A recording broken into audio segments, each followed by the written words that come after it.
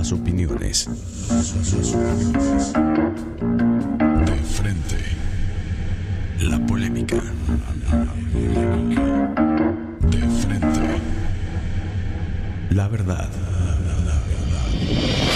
No hay mejor fórmula que afrontar. De frente. Edición especial. En la mesa, Arturo Núñez Jiménez y Emanuel Civillo Oropeza. De frente, edición especial. Son las 5 de la tarde con 2 minutos. Me da muchísimo gusto poder saludarle en esta tarde de martes 5 de agosto del año 2014. Estamos en esta edición especial de Frente y el invitado es el gobernador de Tabasco, el licenciado Arturo Núñez Jiménez, a quien saludo. Licenciado, me da muchísimo gusto que esté en este estudio. Emanuel, como siempre, muchas gracias por la oportunidad y muy contento de estar aquí de frente.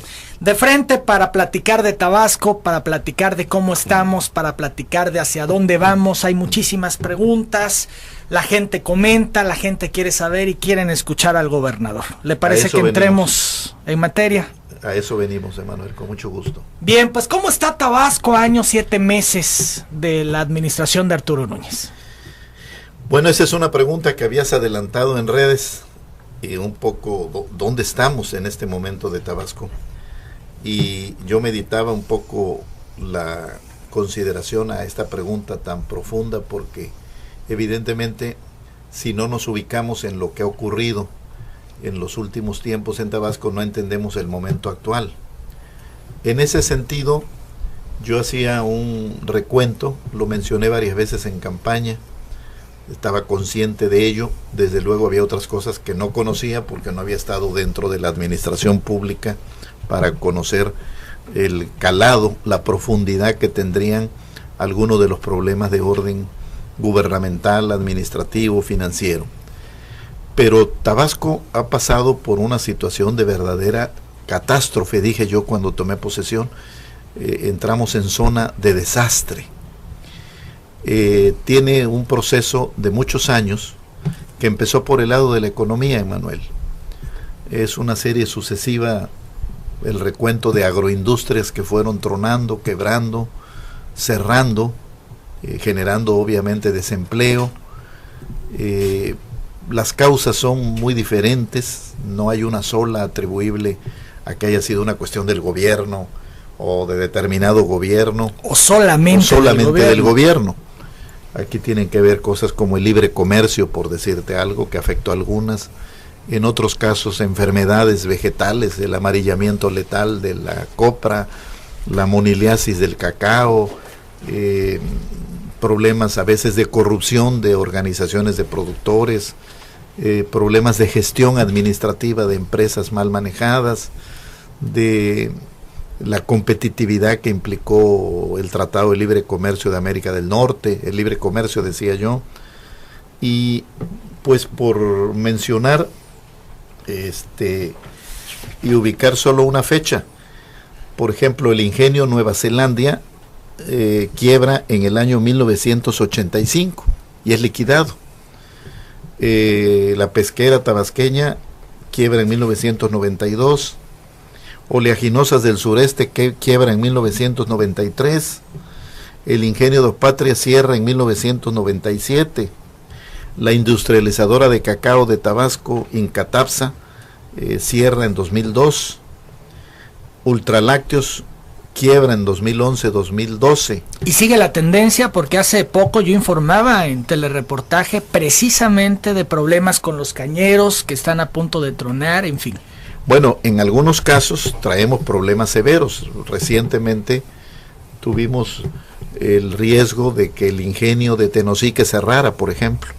Todavía en este momento no han dado mantenimiento a la parte de fábrica para prepararse para la siguiente zafra, y pues eso sería una catástrofe en aquella zona. Son 4.400 empleos entre cañeros, cortadores, obreros de fábrica, y evidentemente esto tiene en parte que ver con la caída, el desplome que ha tenido el precio de la caña, también problemas de comercialización. Entonces, la economía no petrolera de Tabasco se nos desplomó en un proceso continuo de deterioro. Había también 4 molinos de arroz, llegamos a tener en Chontalpa, en Balancán, Nosique. Hoy opera uno. Frigorífico. El frigorífico, que fue orgullo de los tabasqueños, que era el gran proveedor de carne de la Ciudad de México, pues hoy entiendo que hace matanza una vez a la semana. El inventario ganadero también se cayó, se ha recuperado, pero evidentemente tuvo problemas. Y esto fue generando pues un deterioro de la situación económica del Estado, que cada vez fue por lo mismo dependiendo más de la variable petrolera, y todo lo demás.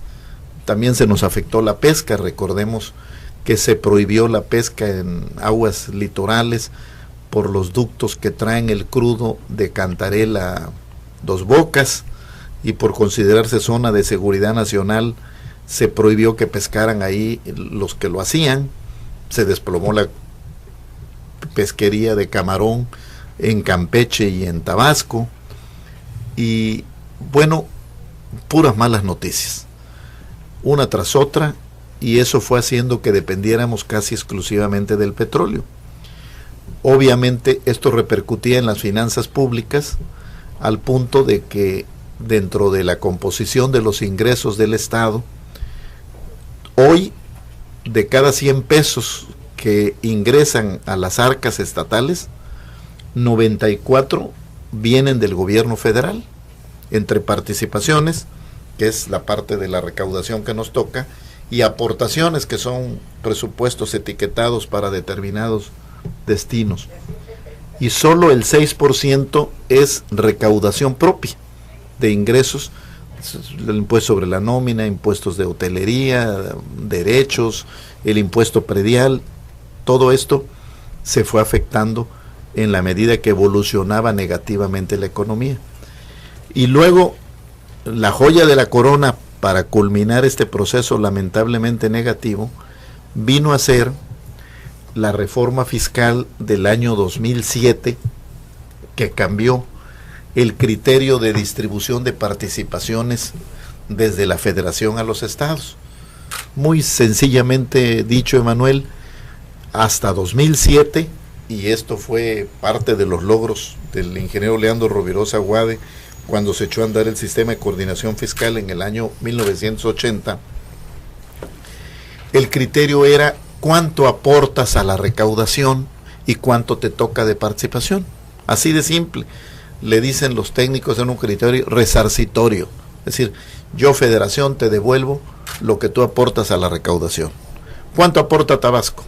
Aporta, en el mejor momento aportamos el 7.5%. Entonces te toca del Fondo General de Participaciones 7.5%. Después fue disminuyendo, pero nos iba muy bien porque en nuestra aportación iba la variable petrolera, crudo y gas, en lo que hemos sido el primer lugar de productor mucho tiempo, el segundo después de Campeche, a partir de que se empezó a computar para Campeche aguas territoriales. Entonces nos iba bien, era más lo que aportábamos y por lo tanto recibíamos participaciones. En términos per cápita, muchas veces lo mencioné aquí, en entrevistas contigo, con Chuy, fuimos el estado con mayores participaciones por habitante durante más de 2 décadas. Pero viene el cambio de 2007, ¿y en qué consiste? En que ahora te vamos a dar participaciones a ti, Estado, dice la Federación, no por lo que aportas, sino por cuántos habitantes tienes. Y evidentemente ese cambio nos ha pegado durísimo y se ha venido acumulando estos años, que fueron a partir de 2008. ¿Cuánto dinero dejó de recibir Tabasco con el cambio? En las cifras que yo dispongo, de 2008 a 2014 Tabasco ha dejado de recibir, si no hubiera cambiado la regla, Emanuel, y bajo el supuesto, los economistas tenemos un latinajo para decir ceteris paribus, es decir, si todo lo demás permanece constante, el precio del petróleo, la aportación de Tabasco, 28,000 millones de pesos. Es decir, en 7 años estamos hablando de 4,000 millones en promedio por año. Eso es lo que Tabasco ha dejado de recibir, lo que es una verdadera catástrofe para las finanzas de cualquier institución, sea pública o sea privada. Evidentemente, en el primer momento, eso obligó al gobierno del estado a subir el impuesto sobre la nómina, algunos derechos, a revisar en algo el predial, a reducir el gasto con el despido de personas, porque se cae el ingreso, pues hay que reducir el gasto, pero todo tiene un límite. El bono de fatiga famoso en la era Granier. Había que reducir gasto, pero tiene un límite, te decía, porque de alguna manera Tabasco ha ocupado en estos últimos años también, y agregaría los fenómenos hidrometeorológicos que no han cesado desde 2007 con distinto grado de complejidad. Desde luego la inundación del 2007 todas la recordamos como la peor de la historia contemporánea de Tabasco. Esto también generó que se perdieran producción, que se perdieran cosechas. Ahora mismo las últimas cifras de este semestre nos reflejan que el producto agropecuario se ha caído. Ha aumentado el industrial un poquito y mucho el de servicios, y tenemos un signo positivo después de varios meses de no tener crecimiento económico. Pero esto se tradujo esencialmente en que se nos vino una debacle, y mandar más gente a la calle con una situación donde ocupas el primer lugar nacional de desempleo con mucha frecuencia, según la encuesta trimestral que hace el INEGI sobre ocupación y empleo, pues evidentemente podría ser hasta irresponsable por dejar a mayor número de tabasqueños en una situación de indefensión social y con los riesgos hasta de mayor incidencia delictiva, de la que de por sí tenemos. Entonces, el problema es que se nos ha venido acumulando un déficit que a veces la federación ha ayudado a Tabasco. No lo hace solo con Tabasco, no fue 2013 el primer año que lo hizo. A la hora del cierre del ejercicio fiscal, allá por el mes de diciembre, pues tiene que entrar a reforzar con un subsidio para poder cumplir las obligaciones de las prestaciones de fin de año, por ejemplo. ¿Cuál es el déficit, licenciado Núñez? Bueno, aquí depende de lo que consideremos en el déficit, pero yo te diría, el mínimo que necesitamos para superar los problemas que traemos es 3,000 millones de pesos. El óptimo serían 5,000 millones de pesos para incluir proveedores y una serie de adeudos que quedaron de la administración anterior, la deuda de la Comisión Federal de Electricidad, etcétera, pero en esos rangos nos movemos. Entonces, hemos perdido aproximadamente 4,000 millones por año, con una compensación porque supieron que el cambio iba a afectar a algunos estados y establecieron 3 fondos para compensar a los que iban a perder, Tabasco entre ellos. Un primer fondo que le llaman el Fondo de Compensación, lo conocen ahí en la sigla como el FOCO, que se nos viene dando como 200 millones de pesos al año. Un fondo contra la pobreza, del que salimos en el primer año que entramos, porque a partir de ese año se empezó a medir en el Producto Interno Bruto de Tabasco el petróleo, y con el petróleo Tabasco es rico según la estadística, porque el ingreso per cápita nos coloca en el 4º lugar nacional. Si quitamos el petróleo, entonces ocupamos en el ingreso por habitante el lugar 27, con petróleo ocupamos el lugar 4º. Entonces digo, no, Tabasco es rico, no cumple los requisitos para entrar en este fondo.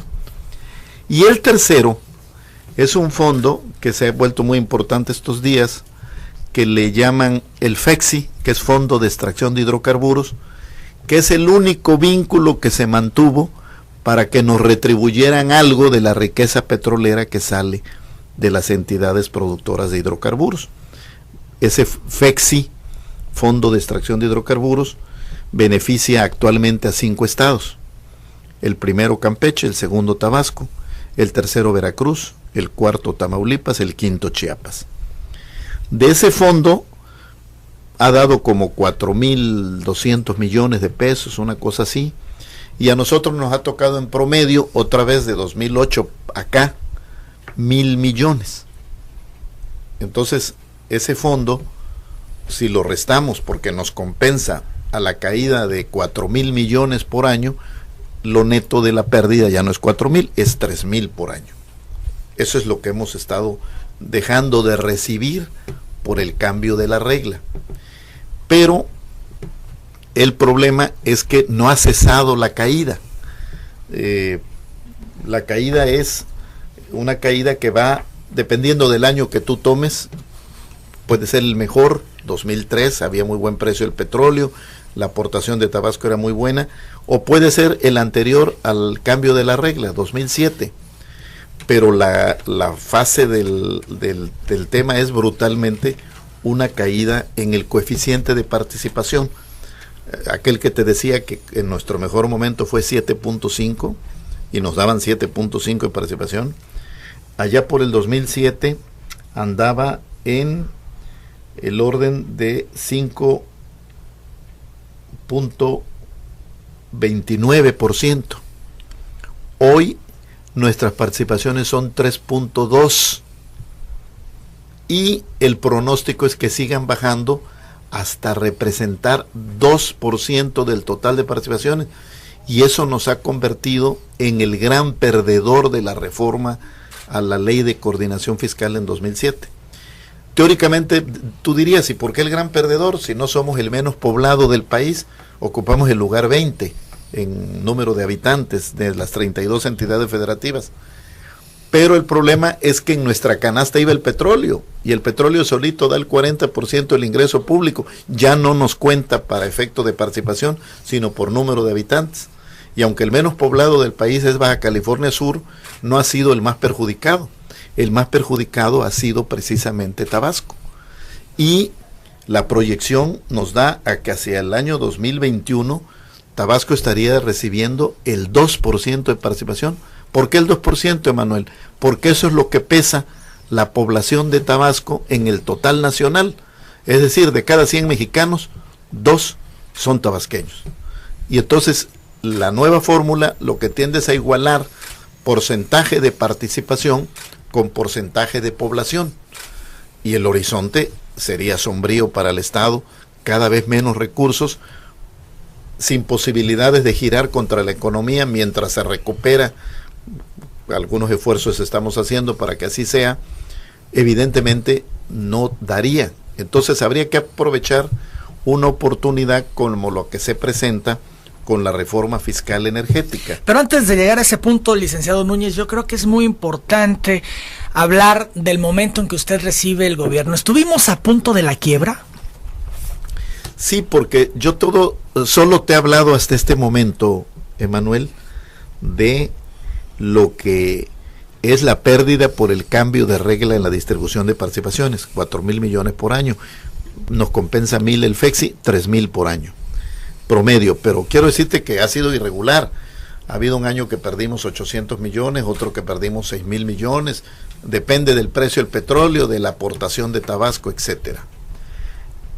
Sí estuvimos, porque además hay que agregarle pues lo que desfalcaron brutalmente en la gestión anterior, que según la información que en su oportunidad presentó la Procuraduría General de Justicia del Estado, de toda la famosa cuenta concentradora donde llegaban los recursos de la Federación a finanzas, y en vez de dárselo a los ejecutores para que cumplieran a lo que estaba destinado esos recursos, lo metían a una cuenta concentradora, de la cual a lo largo del sexenio anterior se sacaron en efectivo, hay las órdenes de pago y los movimientos de las cuentas bancarias, 9.500 millones de pesos. Entonces, si me quieres preguntar cuánto hemos perdido, 28.000 por razón del cambio de regla de participaciones, y agrégale 9.500 de dinero que salió en efectivo y que no tenemos claro cuál fue su destino, a dónde está. Esos 9.500 millones a 13 pesos y fracción que está el dólar, son 750 millones de dólares sacados del erario público que dejaron de hacerse cosas. Entonces, yo quiero decirte que lo primero con lo que me encuentro es una serie de reclamos de la tesorería de la federación que me dicen: devuélveme tal dinero porque no lo usaste como gobierno en lo que tenías que haberlo usado, y devuélveme tal fondo porque no lo usaste, y devuélveme. Ya tenía algunos reclamos. Ya la Secretaría de Salud había encontrado un faltante de 1,000 y fracción de millones de pesos en salud. Y el argumento, en el caso de la tesorería, era en el sentido: si no cierras 2012, devolviendo ese dinero que no usaste en lo que tenías que haberlo usado, se desvió, se lo robaron, para decirlo coloquialmente, entonces no te aperturo, así dicen en la jerga presupuestal, 2013, y no puedes empezar a ejercer tu presupuesto autorizado. Entonces, pues es como cuando tú te metes al cine y mientras estás en el cine te roban tu coche, pero lo tienes asegurado. Nada más que no le puedes ir a decir a la aseguradora: oye, me robaron mi coche, págame el seguro. Si no le llevas, ¿qué? Pues una denuncia penal de que fuiste objeto de un robo. Entonces yo tuve que meter de inmediato denuncias penales para poder acreditarle a la tesorería de la federación que no le podía devolver el dinero porque se lo habían robado. Y lo único que pude presentarle fue, pues, denuncias penales y el inicio de averiguaciones previas. Gracias a ese mecanismo fue que pudimos empezar a trabajar 2013, pero no teníamos liquidez alguna. El gobierno ya nuevo del presidente Peña Nieto había entrado en funciones el 1 de diciembre de 2012, iba a ayudar con 1,000 millones de pesos al cierre de Tabasco. Me dijeron desde el principio: se los vamos a dar a ustedes para que ustedes cierren 2012. No confiamos, después del escándalo que se había dado con lo de salud en la administración saliente. La crisis hospitalaria. Decidieron, me llamaron consultándome si yo no tendría inconveniente, porque tenían que pagar un crédito que si no se les vencía y entraba el gobierno del estado a buró de crédito, que si le adelantaban 300 de los 700 millones. Pues yo dije, bueno, pues si así debe ser, adelante. Y a nosotros nos depositaron el 31 de diciembre, el día que yo tomé posesión, 700 millones de pesos, con los cuales cerramos el resto de 2012 y pudimos empezar a trabajar en 2013. Si no es por ese mecanismo de subsidio del gobierno federal, no hubiéramos podido empezar a pagar las quincenas, Emanuel. Es un escenario desolador, sí, aterrador, diría yo. Sí, bueno, yo te digo, es una catástrofe. Pero además, cuando revisas, por ejemplo, aquí traigo un cuadro, lamentablemente nuestro amable auditorio no lo puede ver, es un estudio de la calificadora de inversiones Moody's, donde dice ganadores y perdedores en el cambio de reglas de participación. El gran ganador, el Estado de México, por ser el más poblado de la República, y el gran perdedor, Tabasco, con decrecimiento negativo. Estos son datos de 2008 a 2012. Aquí ya se había perdido el 12.9% de las participaciones. Entonces, y este es el promedio nacional. Entonces, viendo el panorama que tenemos, que no lo pude conocer sino hasta estar sentado en la silla de gobernador, porque todo esto no se transparentaba, no se sabía. Usted se reunió con Granier varias veces. Muchas veces, hasta que me entregaron el presupuesto, yo dije, bueno, ¿dónde puedo ajustar para efectos de poder darle prioridad a alguna de las ofertas que yo hice en campaña? Y recordarás que lo declaré porque me lo dijeron así, fue la respuesta del entonces secretario de Administración y Finanzas: no hay margen de maniobra alguna, todo está asignado y todo está etiquetado. Pues si venían con un faltante brutal, entonces se le dejó de dar mantenimiento a todo, Emanuel, se dejó de pagar. Bueno, todavía hoy descubro a veces algunos adeudos nuevos. ¿Del sexenio de Granier? Sí, cosas menores, pero todavía van apareciendo ahí sobre la marcha. Por ejemplo, Hace unos días tuvimos un plantón frente a Palacio de unos maestros con problemas de invalidez. Dejaron de pagar el seguro de los maestros, que se paga con cuota del patrón, el gobierno del estado, y del empleado, el maestro. Se le descuenta al maestro su cuota para su seguro de vida, su seguro de invalidez, según sea el caso, y el patrón pone su parte. Bueno, no pagaron los seguros. Entonces, a las aseguradoras les debemos 2011, 2012. 2013 en adelante, como somos buenos clientes, porque es muy amplia la nómina del gobierno del estado, pues nos siguieron dando el servicio para no perdernos como cliente, y de 2013 a lo que va de 2014 no debemos un quinto a las aseguradoras, pero debemos 2011, 2012 que no pagaron, con todo y que sí se los descontaron a los maestros, con todo y que el gobierno del estado debió haber puesto su aportación. Y lo que hemos tenido que hacer es, hace unos días pagamos 46 millones de pesos para abonarle al adeudo de las aseguradoras y que empiecen a atender a algunos maestros, que algunos lamentablemente fallecieron y no hemos podido cubrirle su seguro de vida por ese adeudo, y otros están en situación de invalidez y no se les ha podido pagar su seguro porque no se le había pagado a la aseguradora.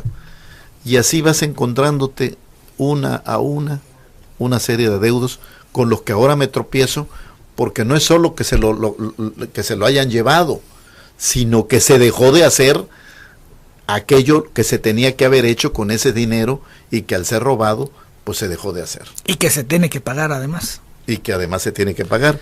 He citado mucho el ejemplo de Huimanguillo. Se aprobó un tecnológico en Huimanguillo. La Secretaría de Educación Pública mandó 16 millones de pesos para empezar a construir el tecnológico de Huimanguillo. Nunca llegaron. Los muchachos los metieron a un CONALEP. La matrícula en el tecnológico de Huimanguillo ha crecido, ya no caben en el CONALEP. Los muchachos, los profesores exigen su tecnológico, pero no hay el dinero. Entonces yo le he planteado al secretario de Educación, al licenciado Ochoa Ifed, que además es un buen amigo, que nos ayude, y él está buscando, con economías de obras en otras partes del país que no se cumplen todos los presupuestos, ayudarnos, pero dice, tenemos que buscar qué le decimos a la Auditoría Superior de la Federación, porque va a decir, espérate, tú para ese tecnológico ya mandaste el dinero. Oye, pero es que se lo robaron. Bueno, pues vamos a esperar a que se esclarezca dónde está. Oye, Emanuel, con eso se me va el sexenio y no sé cuántos más. Se puede ir a las calendas griegas y no construirle el tecnológico a los muchachos. Y así sucesivamente me tropiezo con problemas de lo que se dejó de hacer por ese dinero desviado. Estamos bien, estamos recuperados, estamos en vías de recuperación, estamos todavía mal. ¿Cuál es el escenario que prevalece hoy en Tabasco? Me lo responde después de la pausa a la que vamos en estos momentos. Quiero decir que además del 104.1 FM de XHBT, se han unido a esta transmisión en el AM, el 2230, el 1120, y por la FM, el 90.5, el 106.9, 102.9, el 94.9, y Televisión Tabasqueña está transmitiendo esta entrevista. Vamos a la pausa, volvemos. De frente, continúa después de comerciales.